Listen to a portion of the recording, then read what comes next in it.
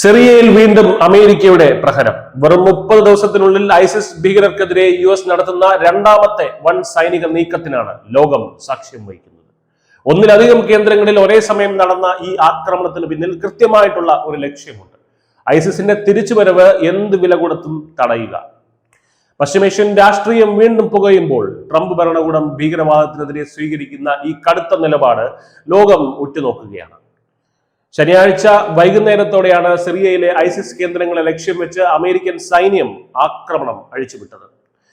കഴിഞ്ഞ ഡിസംബർ 19 തുടങ്ങിയ operation Hawkeye സ്ട്രൈക്കിന് ശേഷമുള്ള ഏറ്റവും ശക്തമായിട്ടുള്ള സൈനിക നീക്കമാണിത്. There S sour, Raca, Holmes എന്നീ നഗരങ്ങളിലെ 70-ലധികം ഭീകര താവളങ്ങളാണ് ഇതുവരെ US സൈന്യം ലക്ഷ്യമിട്ടത്.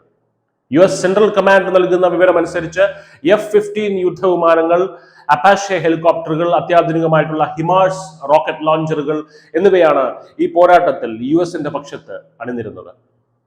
കൃത്യമായിട്ടുള്ള പ്ലാനിങ്ങിലൂടെ ഐസിസിന്റെ വാർത്താവിനിമയ സംവിധാനങ്ങളും ആയുധ പുരകളും തകർക്കാൻ ഈ നീക്കത്തിലൂടെ സാധിച്ചിട്ടുണ്ട്. കൊല്ലപ്പെട്ടവരുടെ എണ്ണം പെന്റഗൺ ഇതുവരെ പുറത്തുവിട്ടിട്ടില്ലെങ്കിലും ഭീകര സംഘടനയുടെ ആത്മവിശ്വാസം തകർക്കുന്നതിൽ ഈ ആക്രമണം വലിയ പങ്ക് വഹിച്ചതായിട്ടാണ് വിലയിരുത്തലുകൾ വരുന്നത്.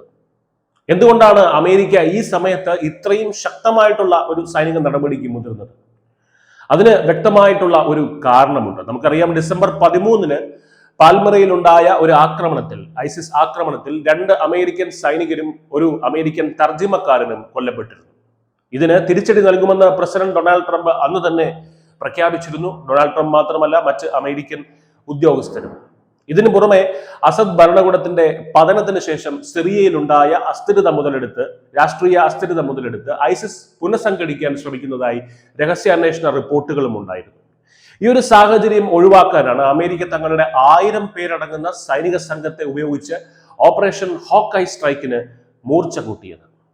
ഈ നീക്കം വെറുമൊരു സൈനിക നടപടി മാത്രമല്ല, അമേരിക്കൻ സൈനികർക്ക് നേരെ കൈ ഉയർത്തിയാൽ അവർക്ക് സുരക്ഷിതമായി ഇരിക്കാൻ ഈ ലോകത്ത് ഒരിടവും ഉണ്ടാകില്ല എന്ന ശക്തമായിട്ടുള്ള സന്ദേശമാണ് ഇതിലൂടെ അമേരിക്ക നൽകുന്നത്. സിറിയൻ ഡെമോക്രാറ്റിക് ഫോഴ്സുമായി ചേർന്ന് പ്രവർത്തിക്കുന്ന US സേന ഐസിസിനെ പൂർണ്ണമായും ഭൂമിയിൽ നിന്ന് തുടച്ചു നീക്കുക എന്ന ലക്ഷ്യത്തിലാണ് മുന്നോട്ട് പോകുന്നത്.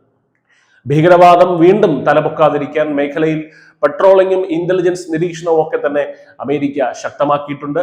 ചുരുക്കത്തിൽ സിറിയയിലെ ഈ ആക്രമണം ട്രംപ് ഭരണകൂടത്തിന്റെ പുതിയ ഭീകരവിരുദ്ധ നയത്തിന്റെ വ്യക്തമായിട്ടുള്ള സൂചന തന്നെയാണ്. ഐസിസ് ഇപ്പോൾ പഴയ പോലെ വലിയ പ്രദേശങ്ങൾ ഭരിക്കുന്നില്ലായിരിക്കാം, പക്ഷേ അവരുടെ ചെറിയ ഗ്രൂപ്പുകൾ, ചെറിയ പോക്കറ്റുകൾ പോലും അപകടകാരികളാണെന്ന് അമേരിക്ക തിരിച്ചറിയുന്നു.